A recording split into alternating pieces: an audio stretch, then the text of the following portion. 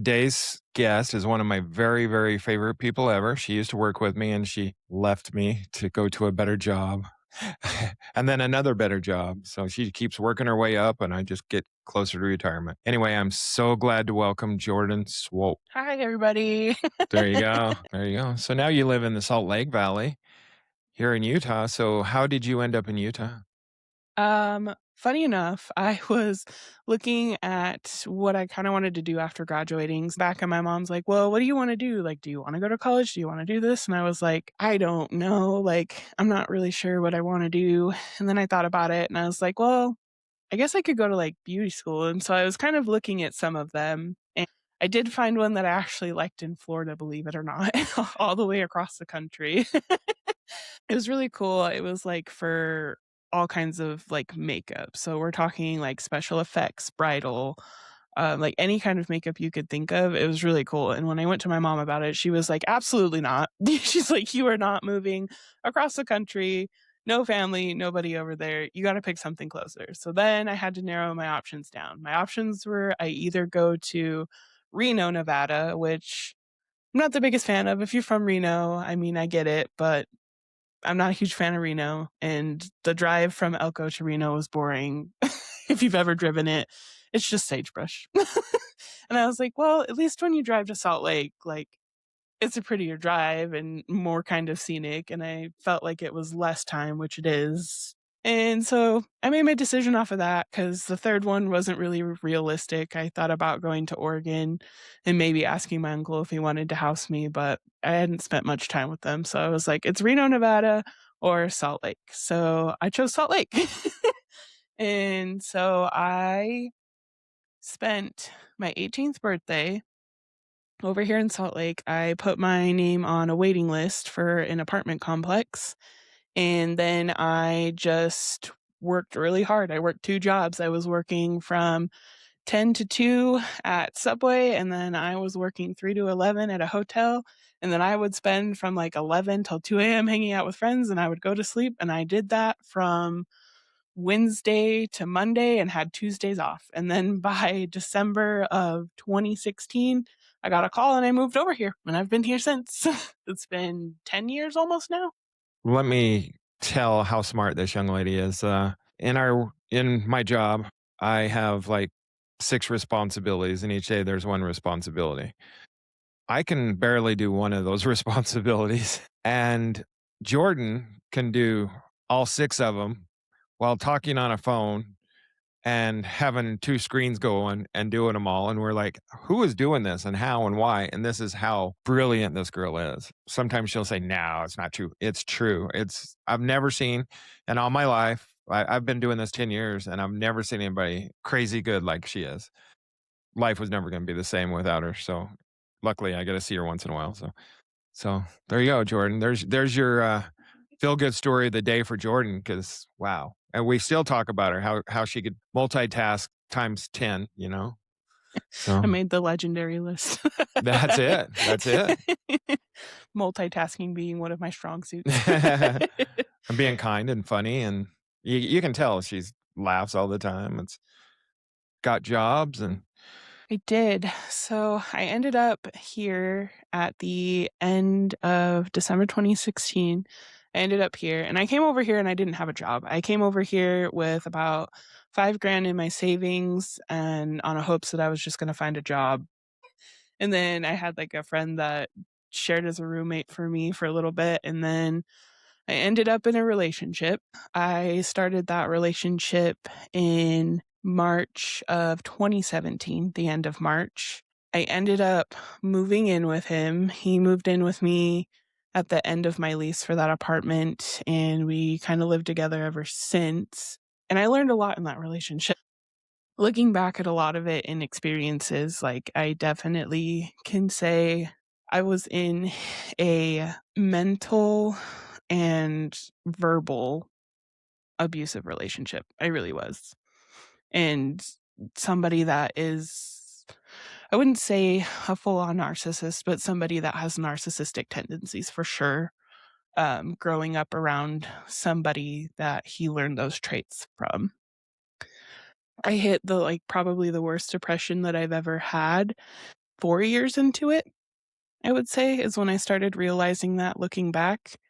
I probably I would have to beg for things, like, we would talk about marriage, like, I started the relationship where I didn't think that I wanted marriage and stuff, but, like, as you grow up, a lot of times that changes. You have discussions about it changing and what that morphs into, and that doesn't necessarily, like, mean signing the paper, doing it traditionally, and so we did have those conversations, and I had told him time after time after time, like, "I don't need the paper." I was like, I mean, I would settle for a proposal and a ring. I constantly just found myself giving up the things that I wanted just to appease him, and it was like I was paying for, like, a lot of things. There was times where he would get in a fight with his dad and then he wouldn't have a job, and sure, maybe he was paying his rent, but I was covering all the other things. I was covering all of our food, I was covering, like, our water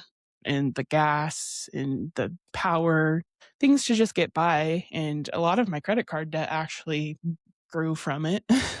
I think what really hurt down the road is when we were sitting at about 7 years into it, actually, like, when it was coming to a head, he ended up starting his own shop business with a couple of his friends, and, like, he was becoming more successful.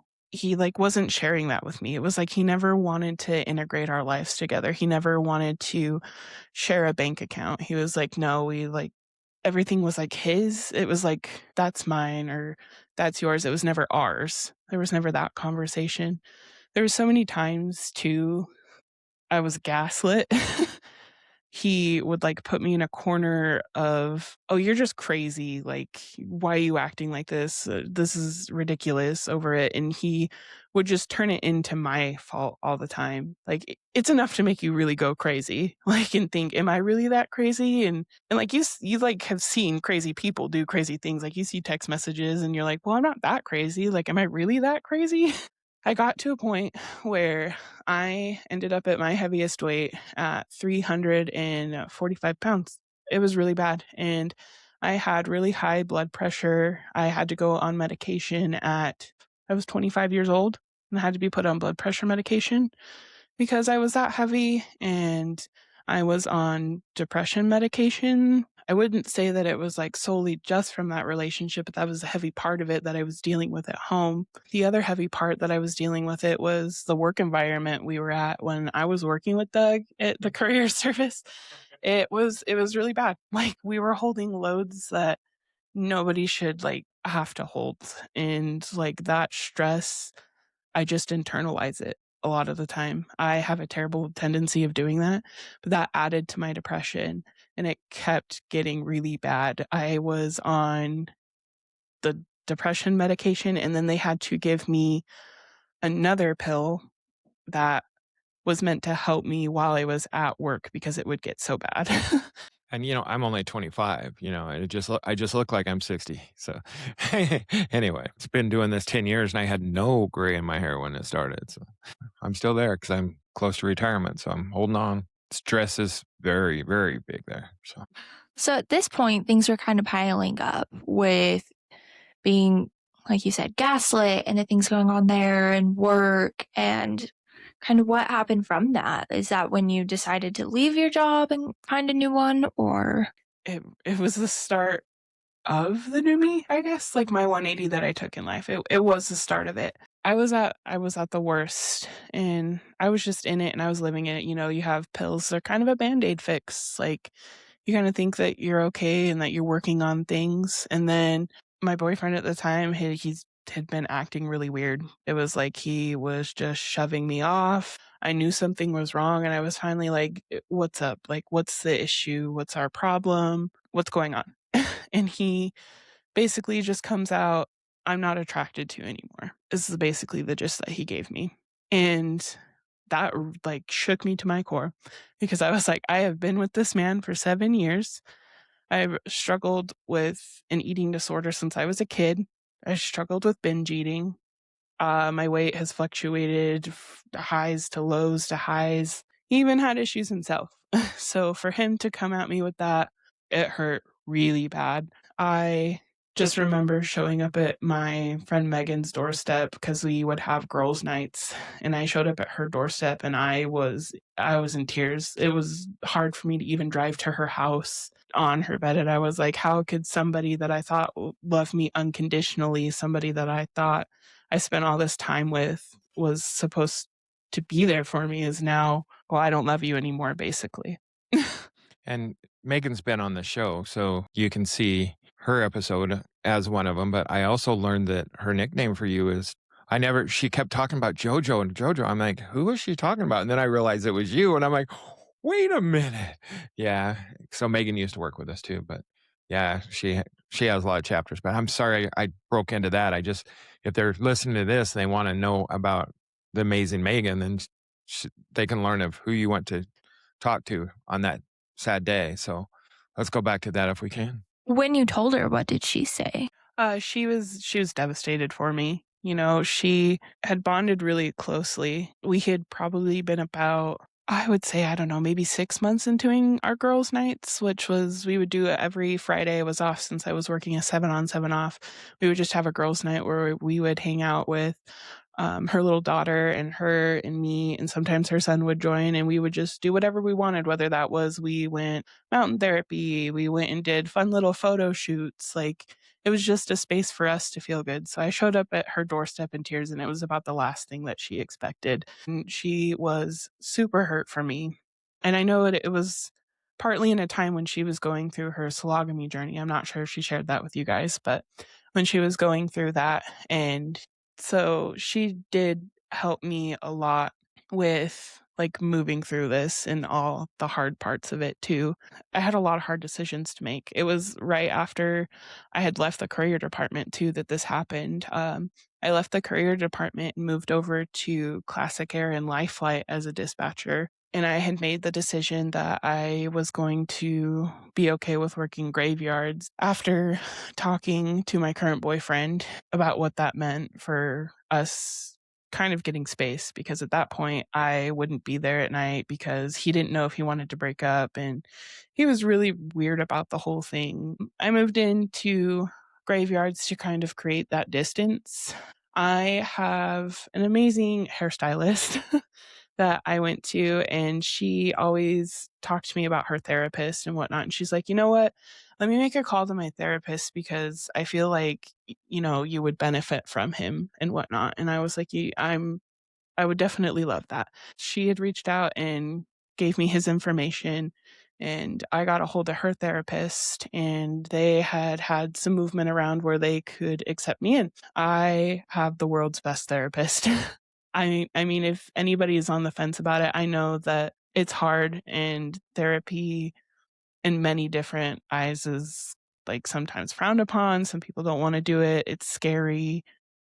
It took me 4 or 5 before I got the right one, but I see my therapist every Tuesday. And in fact, my therapist has a acknowledgement in my Christmas book that's coming out. That's how much I love my therapist. I mean, she has pretty much saved me from destruction of my job, my home.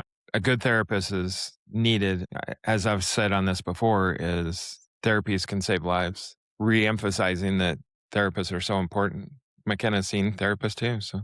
Yeah, everyone can benefit from it. And I think that's such a good step that you took of, working through things. And I always say that there's really nothing bad that can happen. Like, even if it's, that wasn't the right fit for me, you can find another one. But so with this one, how was that? Did you immediately like it, or? It was hard at first, especially because there is, like I was talking about, the skepticism around it. If people are like, sometimes you really have to shop around for therapists. So I didn't walk into this thinking that I was going to find the right fit immediately, but I was open to it. And I was like, I need somebody that's not my family and friends. Sometimes it's really good to have an outside, someone who doesn't know anything, third opinion. And I know a lot of people are scared with it and stuff, and it can be expensive. And honestly, it's worth the investment in yourself. It is worth the investment. I am still even on a budget to this day, and I make it work. Even with my job changing and everything, I can't see my therapist in person anymore, but we worked it out so that we can do a video.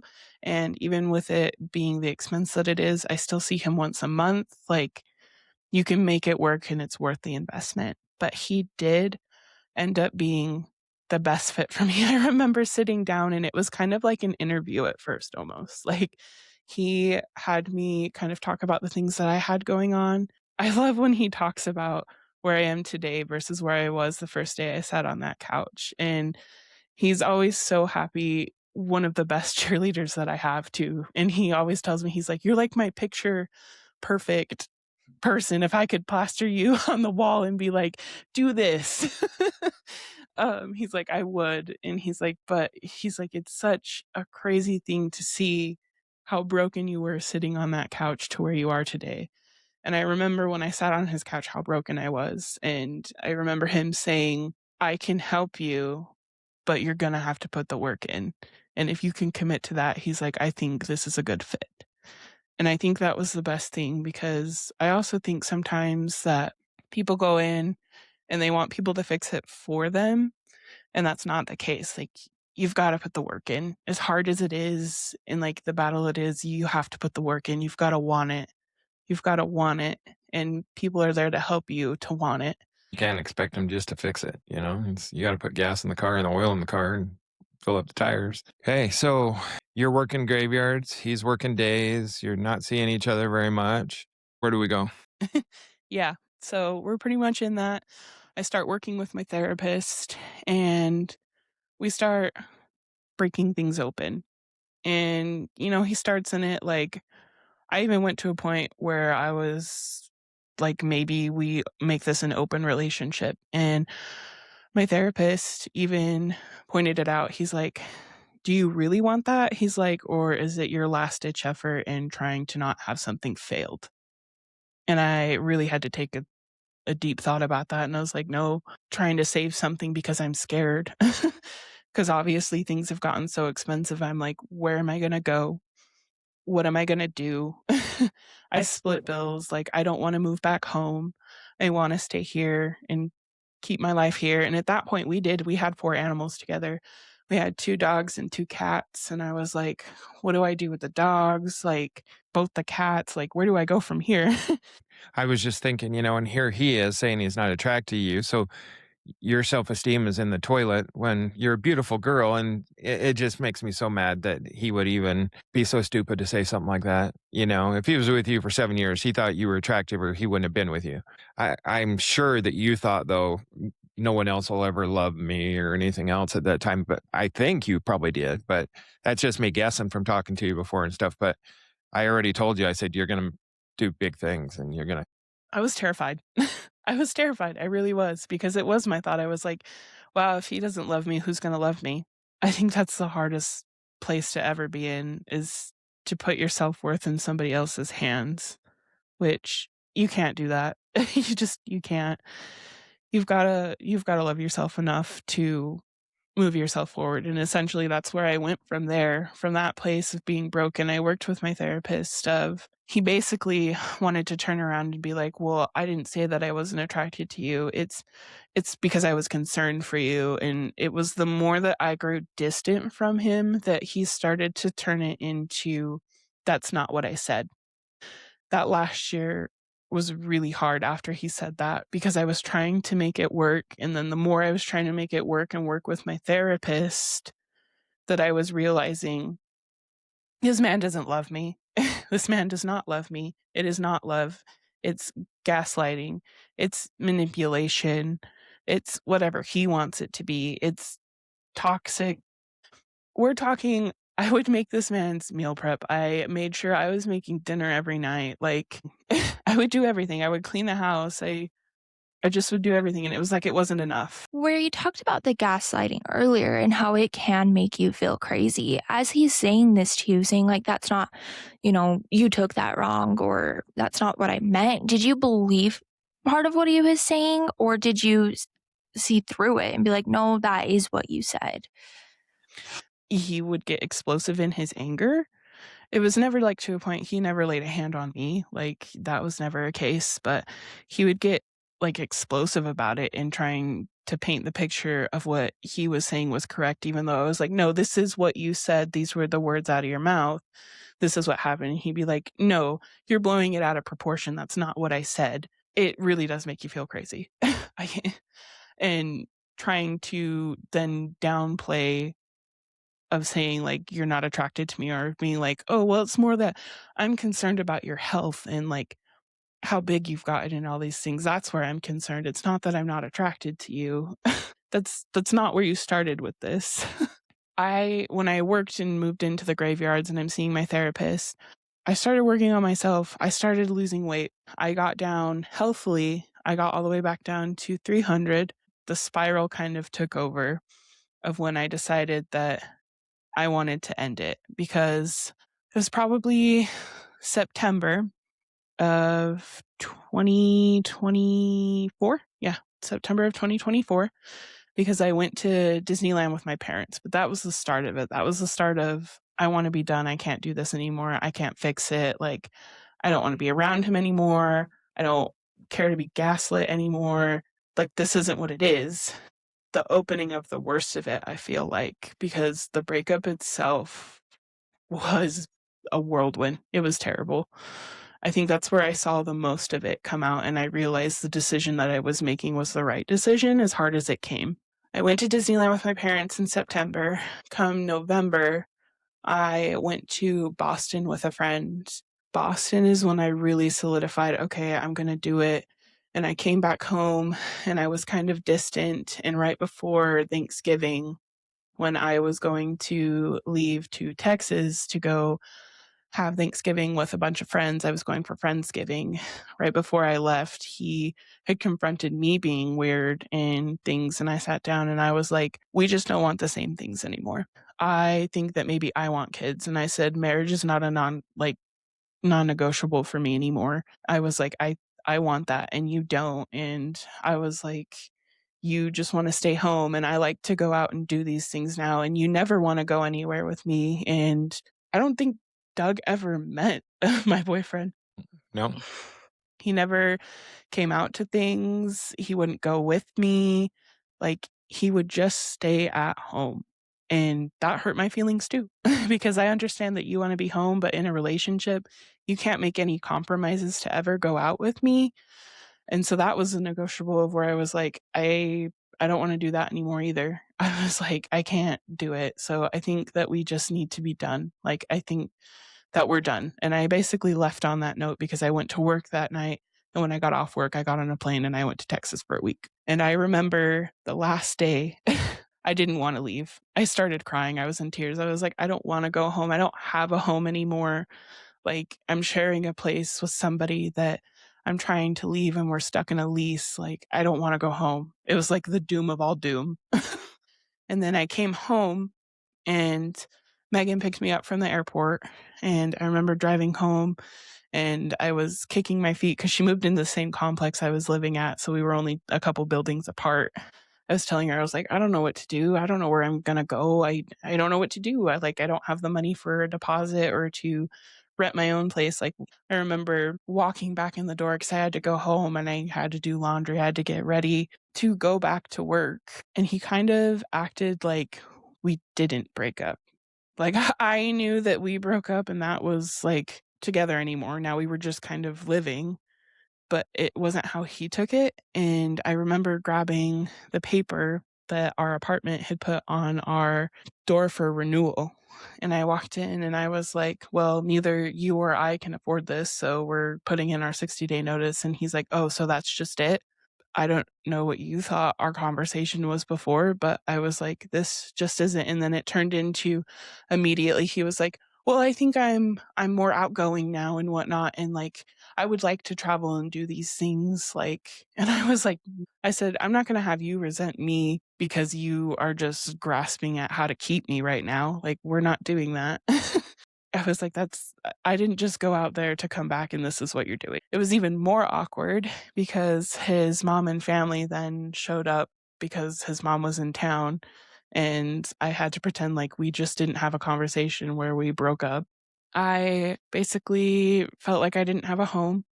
I fell really far into, went from binge eating to anorexia a little bit. And I was working with a dietitian at the time, and she told me that sometimes you can flop when you have that kind of a disorder. You can flip for one or the other. But couch surfing, I didn't have a place. So, like, I wasn't cooking in a kitchen. So I honestly was living off of a Dutch Bros coffee a day. And it was really bad. I got really thin really quickly in not a healthy way. I'd lost weight and I had really bad body dysmorphia. I like kind of didn't know who I was as an outside shell.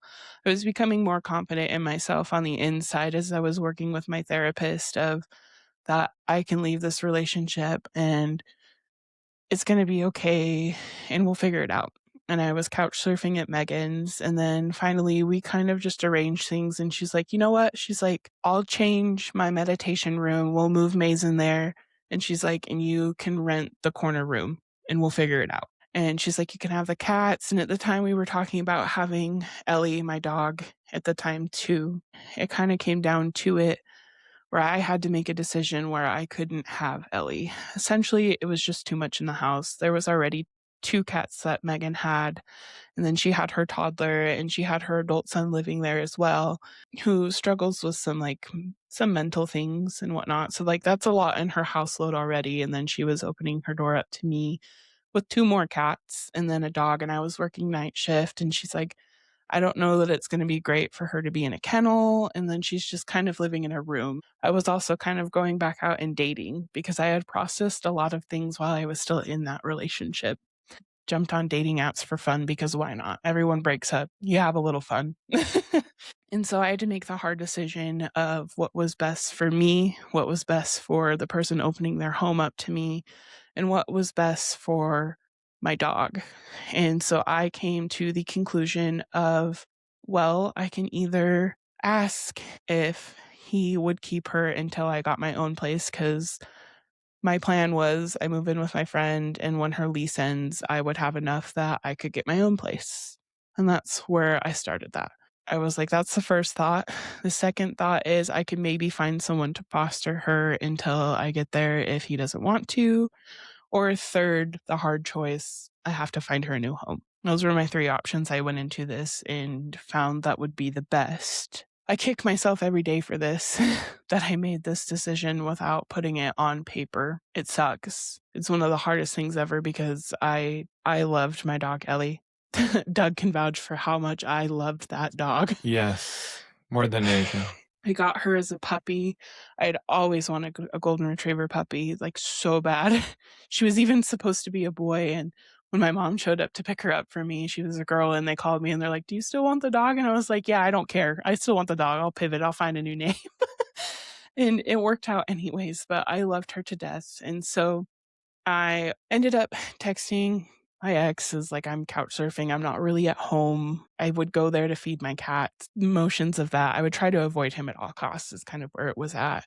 And so I remember texting him and I was like, hey, I need to have a conversation with you about Ellie. We had a conversation. I was like, hey, this is where we're at. Like, I can't take Ellie with me right now, but I want to take her later. Like, I think the best thing, since she is in the house with us and is our dog technically, if you want to take her, and then I can pay for like her food and any care that she needs, and then when I get my own place I can take her back into my care, or I can try and find her a foster, or I'm going to need to rehome her.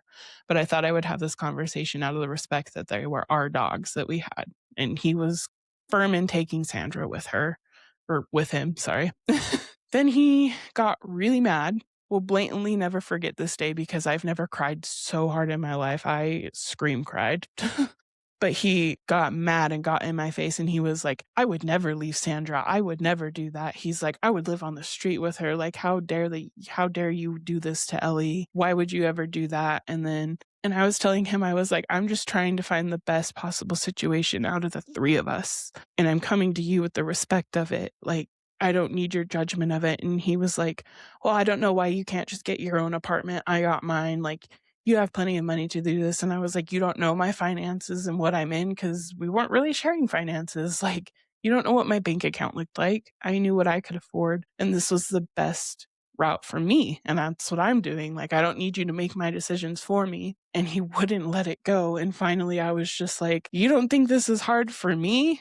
I was like, you don't think that I'm being eaten alive because everything's in a disarray. I was like, I don't know where I'm going to live. I'm barely working that situation out now. I'm trying to do what's best for all of our animals, trying to leave this with some dignity. It was terrible. And I exploded and I was scream crying. I was. And then the part that makes me mad thinking back is he walked up and starts hugging me and he's like, it's okay. I get it. I'm sorry. This is hard and whatnot. And the 180 flip from it, I'll never forget it. To be in my face that mad about it was something else. And then we had left it at that.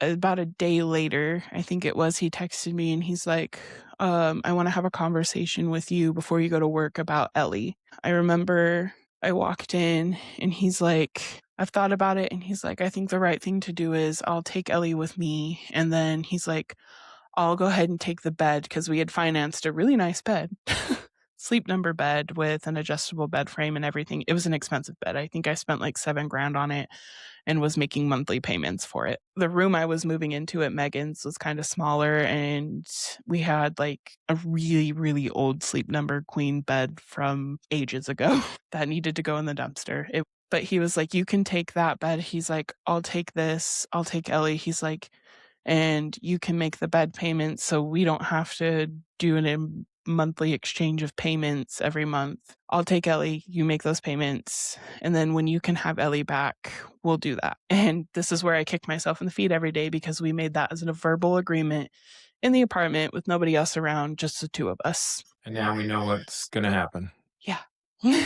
And so we made that decision a couple weeks before he got his new place, and I remember I barely even got to say goodbye to my dogs that I had at the time. I remember I went home to take a shower because my stuff was still at the time at my apartment. I went home to take a shower and he was moving things out and it was like he flipped a switch. It was the craziest thing ever. Like, I went through the emotional guilt trip ride with this man. Well, I just don't understand. Like, we can work it out and these things. And he's like, I just love you so much. And it was all those guilt trips in it. And then to come home to this and he's moving everything out and like I'm still in my feelings about it. This is really hard. And it was like he flipped a switch and was a different person. And he was just like, yeah, all right, yeah, see you. Bye. Like, kind of avoiding me as he's moving his things out. And I kind of got a pass by of my dogs, and that was the last time I ever saw my dogs. I had been out in like the dating realm and things like that.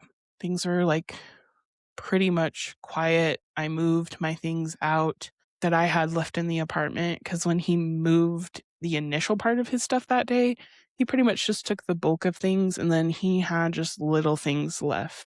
Packing up my apartment of my things was so hard because I would go through cabinets and there was things that were blatantly mine that I would find missing. And it was just like, I got to a point where I just started hucking and chucking things. And I took like 7 giant boxes and in my friend's minivan to the DI because I was just like, I just can't do this anymore. I was so mad walking through that apartment of the things that were mine that he had taken, didn't even ask me. And I just couldn't do it. I was like, just get it out of here. I don't want it.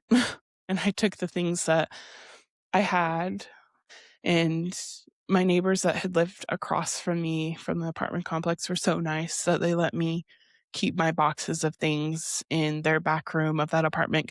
But I moved all my things out, and I just remember being so angry about that. And things went quiet for a while, and then it came to us having to give keys back and clean out and everything. And I remember he took a couple of the things, and I messaged him of like, hey, you need to bring this back. And he was so petty about the response. Like, I had been so civil about these things that I just couldn't understand it. I was treated as like the villain in all of it, even though I had owned up that I was like, yeah, I understood that I ended this and these things, but you started the beginning of the end. So it just took me in the emotional roller coaster ride. But he sends me a picture of the things I asked for. He didn't even say anything of like, oh yeah, I'll put that. He just sends a picture of it there. And I'm like, okay, that's petty. I tell him how much he owes me for the move out costs.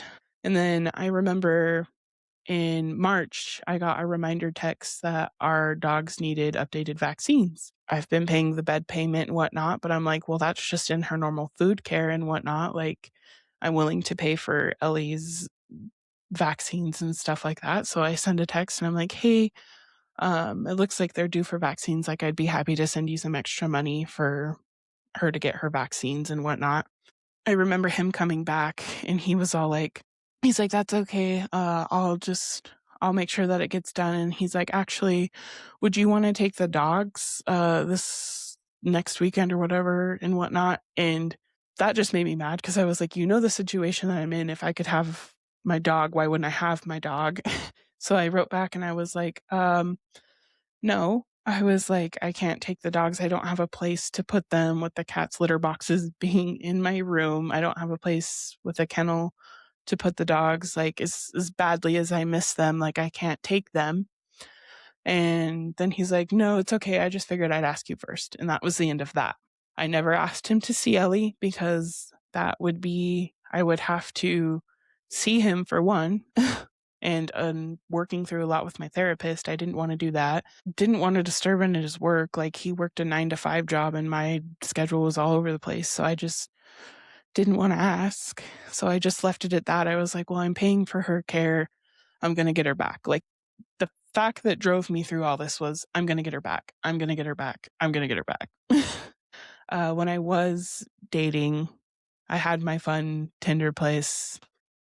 If you met somebody on Tinder, great, but it's kind of a wild place. I don't recommend it.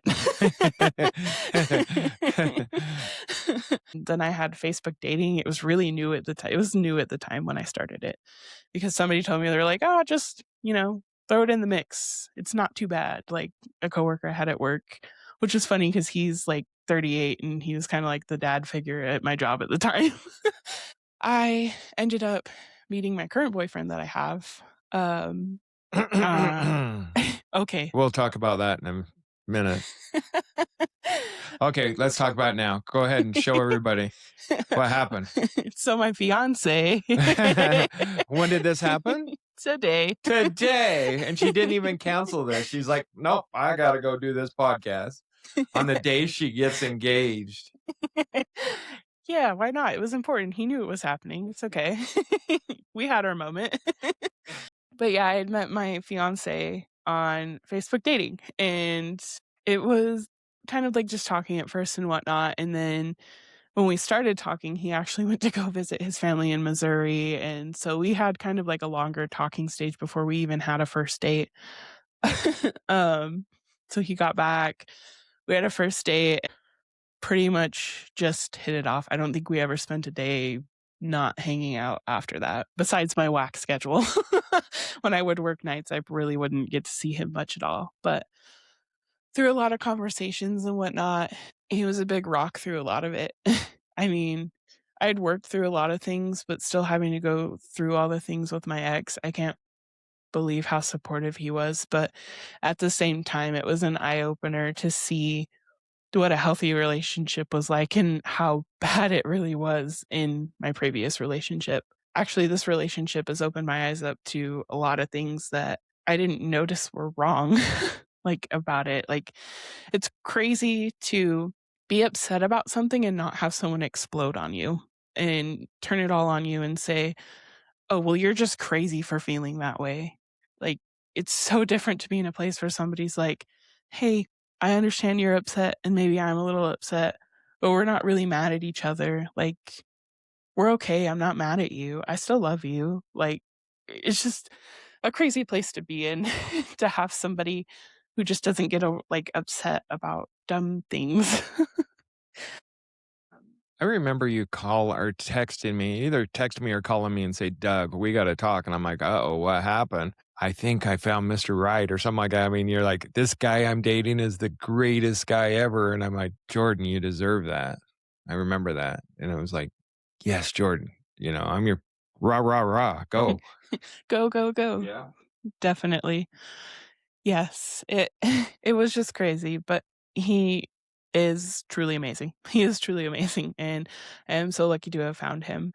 I remember having a conversation with him one time because the closer it was coming to needing to like find my own place and things like that, because at the time Megan had decided she was moving to New York, so that meant like at the end of her lease, like I did need to find my own place. And when I was putting finances together and stuff, I was like, I don't know if I can do it. Like, I don't know if I can do it. I'm panicking. Like, what if I have to live out of my own car? Like, I mean, I can do it, but I don't want to. And all those kinds of things were going through my head. And I remember him like just texting me and he was like, I won't let you fail. And at the time, he was like living in a really nice mother-in-law, 2-bedroom, 1-bathroom, like basement. He could have his trailer and side by side that he got there, like perfect setup. Why would you want to leave?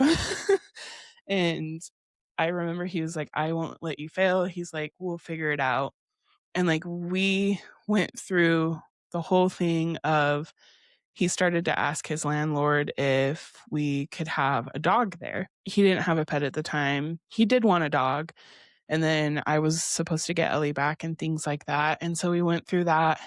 What truly was the part of knowing that he really did and does love me was I remember his landlord had come out and we asked, hey, did you talk to your wife? Because he was okay with it, with like pet deposits, a monthly pet fee, and all like that. But his wife was on the fence because they did have a nicer house and it had new carpet in the bottom, and they had a smaller dog upstairs that has peed all over their carpet. So, they didn't want the basement destroyed the same way.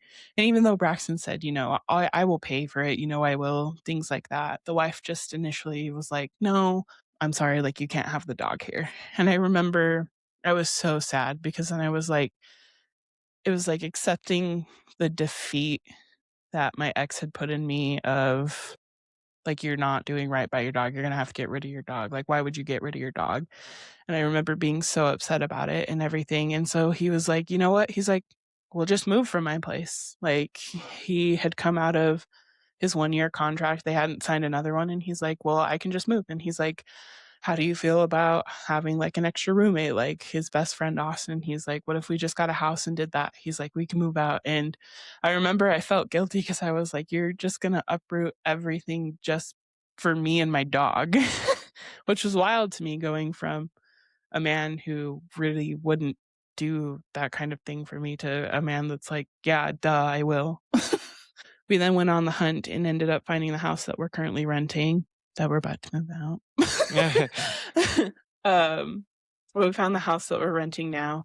And as soon as we got keys, I was like, okay, like I can get Ellie back. Like, this is it. Like, I hadn't asked my ex prior or anything. Like, I was still solely going off the commitment of we made an agreement that once I have my own place, I'm taking my dog back. I get the keys and I reach out, and 3 days pass after I was like, hey, I'm getting a new place. Like, I'm ready to take Ellie back. And then after 3 days of nothing, I followed up with another text and I was like, hey, I'm getting keys this day. Can we arrange for me to pick Ellie up on this date? My worst fear happened. And he came back and he said that I abandoned my dog. I never asked to see her, went to pick her up. Basically, I wasn't caring for her. In the eyes of the law, I abandoned her. And that our agreement that we had was not the agreement that I had. That I told him that the best thing was for him to take Ellie, him keep her, essentially, which was not the agreement at all. He left out the whole part of me paying for the bed. Like, Yeah, I put into it. $7,000 of a bed that if he had, he should be paying. You don't have it. You shouldn't have to be paying. That's such bullshit. Yeah, that's definitely what I thought. I had come back and I was like, it's not abandonment. Why would I be paying $150 a month for a bed I don't have when you have my dog? And the agreement was that was the swap for her care. Like, that's not abandonment. That's me still paying for my dog. That's still the care for her. Like, part of me wants to like pull up the messages I had from it because they are classic for gaslighting and narcissism. It was the, you left us, I would have done anything for you. You don't know how much this still hurts me what you did. They were really painful messages to get, and it was the hardest thing for me to just stick to a one line of, "This is the date that I wanna pick Ellie up. What time would you wanna meet?" I didn't respond to anything of it, and it was the hardest thing to do. I remember the day that he sent me the first message of I couldn't have Ellie back, and I was sitting waiting to go into my therapy appointment, and it's probably good that I was there, but I got that text, and immediately I was just in panic tears on my therapist's chair. And I was like, he took my dog. I knew it was going to happen. We've talked about this. I knew he was going to spin it. I was like, I ended up with somebody new. He can't stand it. It's his last jab at me. Like, I knew he would do this. I was shattered. It was like singly, it was the worst pain of my life. I went back and forth with my therapist, and I went and got all my documents together, essentially, and I went to the Humane Society and got the records that I had paid for her vaccines before, that she was registered under my name. My study hall teacher write me an email saying that I purchased her from her, so that was my proof of ownership of her, that I was the one who did it. And then I even went to the lengths of calling like local police, and I called a lawyer's office to get an opinion. And essentially, what really sucks and what it came down to is lawyers told me for how long we had been in a relationship that it could come down to like a mediation where I would have to split my dog like a kid almost, whose property the dog is. But basically, it would get messy. And the other part of my brain was like, I don't have like the funds to do all this. And what hurts and the worst message I think he sent in all of it was he was like, my lawyer advised me that the law is on my side and I have really deep pockets. And so I don't think you want to do this. And believe it or not, I still care about you, but this is really disappointing behavior. That message replays in my mind over and over that I can't believe this man would be this nasty, which I hated. I was like, you literally took the last thing that I had that you could rip from my heart, on the only job that you had left. I had to make a really hard decision and it didn't come lightly. And I remember Braxton came home from work and I was just packing things up in his closet, and I just fell to complete tears. I was like, I can't get her back. And I said, I'm never going to be rid of him in my life. I said, if I don't just let her go. And I was like, and it sucks because I was like, I know that she's being cared for. I know that he wouldn't hurt her. She's not in a dangerous situation. It's just the leverage to hurt me. I told him, I said, I have to make the hard decision of just letting her go. And I remember crying probably for like 30 minutes straight. Like, he laid on the bed and his shirt was covered in tears. I It was the hardest thing ever. And I ended up drafting up a message that was straightforward enough of, well, if you want to keep her, it's not fair for me to keep paying for this bed. So you need to pay your portion of the bed if you want to keep her. And we made that exchange. And that was the last of it. But I remember that was the hardest thing ever because I had to let my dog go after holding on for so long. I was going to get her back after not even getting to say goodbye. It It's so was crazy. As both of us are dog lovers, and she has a dog, I have a dog. I just can't imagine. I'm so sorry. And so that's the end of that sad chapter because now you don't talk to him anymore or anything, and there's no communication. And now you have a wedding ring on or engagement ring on your hand as of today. Things are going good. Work is going good. I went and saw you at work on my birthday. This young lady and our friend Christina, who will be on the show sometime, now work at a different company. And for my birthday, Christina knew what my favorite donuts were. So they got together and bought some donuts and had me go over to their work, which I'm so jealous of because it's such a nice place and everybody's so kind and there's not a lot of stress in that job. Well, that I could see anyway. But uh, that's just the friends I have is friends that buy me donuts, and my family loves you for giving them all their donuts. There were so many of them. But let's talk about your relationship now. You do fun things. I know you went. Tell everybody how he proposed. Well, no, we got to back up a little bit because did you get another dog? Yeah. There you go. Yeah, because I think I would say, like, even that being the hardest thing, so many things started going right from there. I mean, I was in a really, really good relationship. I knew it. I love this man. I am lucky to find him because, like I said, the dating world out there is a wild place. And a lot of weird people. But it was good, and I remember him giving me the reassurance that he was like, "Nothing can replace her." He's like, "But we'll build our own lives." He's like, "We'll have our own dogs. We'll have our own dog army, whatever you need." He's like, "We'll do it." He's like, "And it's gonna be okay." So not shortly after, we move into the new house and everything like that, and I really wanted a dog. I had been missing the dogs, and I did have to rehome my cats. That's because Braxton's allergic, so I can't have them, obviously.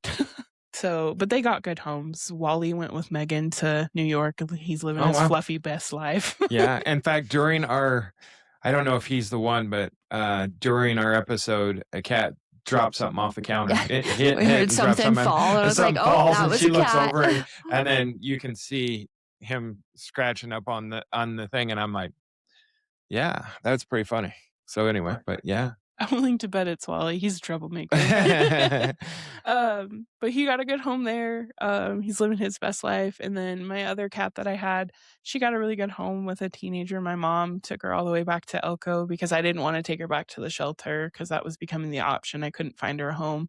And Elko's such a smaller place that it was just easier. And my parents found her a great home. She's got a teenager that loves her to death. She's got her own window. Like, she's spoiled and living her best life too. So made me really happy I found them good homes and they're being well taken care of. But we moved in there, so then I didn't have any animals again. And his best friend and roommate had a dog, and it's still just not the same. It's not your dog and whatnot. And I remember we were talking about different dogs. We had kind of agreed on a Bernese Mountain Dog or a boxer because he grew up with boxers. He wanted a bull mastiff, but I was like, that's such a big slobbery dog. I don't want that kind of a dog. Yes, and there was an ad for golden retriever puppies, and it was a really good price because they were AKC and they were listed for $900, which is pretty cheap for an AKC golden retriever. And I was like, I really want this dog. I was like, I could just put the deposit down, like, me being fast forward, I want it. I want to do it and whatnot. He was like, well, maybe you should just wait and all these things. And then finally, me being antsy, he comes up and he's like, I wanted to surprise you with a puppy on your birthday and show up with the puppy. He's like, but I got one. We're going to get the puppy. And thus the story of me getting Mama's boy, Dale. Dale is my little sidekick. He loves me to death. I can hardly even leave a room and he's already panicking. I can shut the bathroom door in my bedroom and he'll scratch and whine at it because I've left him. But he loves me to death. I love him. He's the doofiest little dude and he's so fun. And we actually even ended up getting a second dog not long after. We're crazy. We got 2 puppies. We got Daisy right before Christmas, and she's like a black lab mix, and they're the cutest little duo. They're so cute. And I never thought that I could be so happy after my heart was broken of losing my dog, but I am super happy. I mean, Dale and Daisy fit a lot of pieces for me, and life is good. Yeah. So when we look back at this story for the last hour, I think it's amazing that you could be so low, the lowest of low, and now you're pretty much the highest of high. I mean, you went from such a bad, terrible, crazy relationship to this positive relationship and everything else, and everything that happened to you, you're still smiling and happy. And I love that about you. And I think that you're going to help so many people, men and women, but women especially, who are in these abusive relationships that can see now that there's a way out. And maybe if they step back 3 steps and say, "Whoo, what is this person doing?" I've had family members that have been in just rotten relationships and they've got out of them, but it took them a long, long time. It's a wonderful example of you don't have to settle, and there is another side out there that you don't even know yet, and it gets better. So I love. So in closing, what would you like to say? Don't be afraid to walk out the door, even if you don't know what's going to happen. It will work out somehow, even if it doesn't feel like it and you think you might have to live in your car. Don't put yourself in a situation where you feel like you have to settle and give up everything that you are for somebody else. There's happier things on the other side of it, for sure. Clearly. Did you want to tell us how he proposed? Oh, yeah. Oh, yes. We have to know how he proposed, because this will be the conclusion of the best story ever. Okay, here we go. I'll give you a little backstory into it. I did know that he had the ring. Funny enough, we just recently celebrated a year in February of being together. And at the end of February, we went all the way to Missouri. We drove all the way to Missouri to meet his family. We took the dogs. And a couple things had happened on our way driving there. I forgot why, the reason or why, but I went to grab his phone to look at something, and then he was like, no, kind of was weird about it. And he's like, I'm not ruining another surprise, because when we had our 1-year anniversary, I ended up figuring out where we were going and stuff because it was on the maps, and he was like, damn it. I remember this, I think. Yeah. And so he's like, I'm not ruining another surprise. And I was like, okay, that's weird, whatever. And then we got there to meet his family, and I was cooking dinner one night, and I was kind of in the kitchen, and you could see through the dining room, and he was putting something in a bag, and he was like, mind your own business, like, and I'm like, okay, why are you being so weird? And then we even got all the way home, and he was taking this Walmart bag with whatever was in it out of his bag, and he was shoving it way back into his dresser, and he was like, it's from my mother. He's like, my eyes only, no peeking. Being silly about it. And then I was like, okay, like my interest is even more. Yeah, like, now I gotta find out what's going on.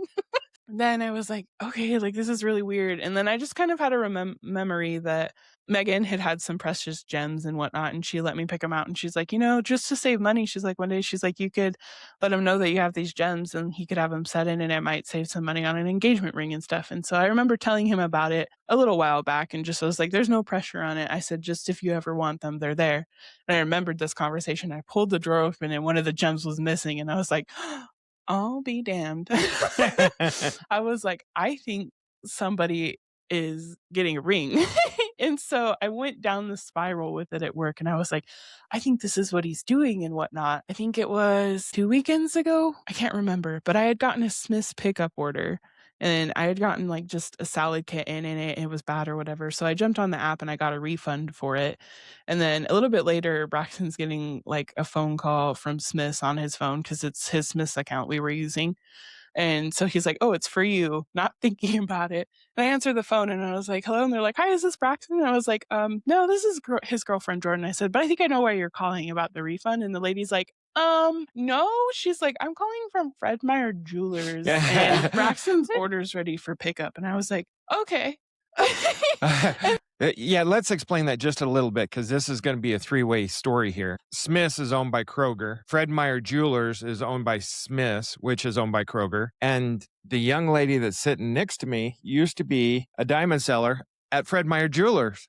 So that we didn't know this. This is funny. I am going to say one thing, and this is not to diss any employee, but if I was calling and a girlfriend answered, there is no way that I would have let that information out. So that is so funny that I'm like, oh yeah. It was funny, and I was like, oh, okay. And then I hang up the phone, and I look at him, and I was like, that was Fred Meyer Jewelers saying your order's ready for pickup. And he just instantly face palms. That's the funniest story. Oh my gosh. I'm so glad you shared that. It was so funny. So then you knew you had a ring, but you just didn't know when he was going to give it to you. So she didn't say it was a ring on the phone and whatnot. And everyone's like, well, what if it's a necklace? What if it's earrings? And I was like, no, it can't be. I was like, I hardly ever wear earrings. And I said, barely wear necklaces. I said, there's just no way that he would spend expensive money on something like that. It's got to be a ring. And so I drove myself crazy with this. And I remember the following Monday, he went, like, we share each other's location. I saw that he was picking it up, and so then I knew it was in the house, and I was like, it's in the house. Oh no. Oh no. And I know where he He's such a man. He hides them in his bottom dresser. I know where it is. It's killing me. I was like, I want to know what it is. And I even further want to know what his mom gave him that's in it. It's killing me. It's eating me alive. I'm like, we don't have anything planned. Like, nothing's really solidified planned. Like, we had talked about some camping trips and things like that. And I was like, nothing's solidified. What could it be? And my sister's like, do you have anything special? Has he asked you to dinner? Has he done this? And I was like, no. And like, he oddly kind of had like some play into how to get my nails done the last time. He was like, what about like a French manicure and whatnot? And I thought it was funny because normally he's like, I don't know, don't ask me. I don't know what nails you should get. So you got these nails. Yeah, so I had nails and I was like, he's got to be like sometime soon. And like, I got them done and then like another week had gone by and I was like, it still hasn't happened, but I have fresh nails. And so ironically enough, like my sister's texting me today and she's like, when do you think he's going to do it? And she's like, it's got to be soon. She's like, it's got to be in the next week or something. And because we had gone riding yesterday on the side-by-side and we had only been out for 30 minutes before our side-by-side kind of broke and we have to fix that again. And we made plans to go out on the dirt bikes and whatnot. And so I didn't think anything of it. And I was like, I don't know. I said, I don't know when this is going to happen. And so then we had gone out riding together. And of course, me being me, I'm frustrated on the bike and scared and like all the things. And like, so we get back and I was like, I'm done riding. I don't want to ride anymore or whatever. And I'm taking off my boots. I'm taking off of the motoralls is what they call them, which is like riding overalls. So I'm taking those off and he's over by the truck and he had called the dogs. I'm not paying attention. And I guess Dale comes around the corner and he had been wearing it for a minute and I was oblivious. And he walks back over and is under the tent and he's like, oh, hey Dale, what you got there? And he's got the ring box in Dale's little harness. And I stop and I'm like, stop. I was like, no. And then I started crying. And so like I picked it and then he grabs the box out of my hand and opens it. And then of course he's like, will you marry me? He's like, baby, I love you. And I was like, yes, yes, yes, yes. Oh my gosh. It was cute. So perfect, right? Yeah. I love it so much. Congratulations. Thank you. Yeah. I'm so glad that happened so we can end such a story with such a happy... Sometimes we end on such sad stories here and we're ending on such a happy one here today. So I appreciate it. Thank you so much for being our guest. We loved we didn't love every minute of it, but we loved the happy parts of it. And I'm glad that McKenna got to meet you because you've always been one of my best friends since the day I met you. And we've cried together and laughed together a lot and talked through a lot of things. Yeah, again, just thank you so much. And I think what you've been through is so important to share, and we're very grateful. But if you're watching, thank you for listening. Remember that the past does not determine the future, and it is never too late to rewrite your chapters. Amen. Thanks, Jordan.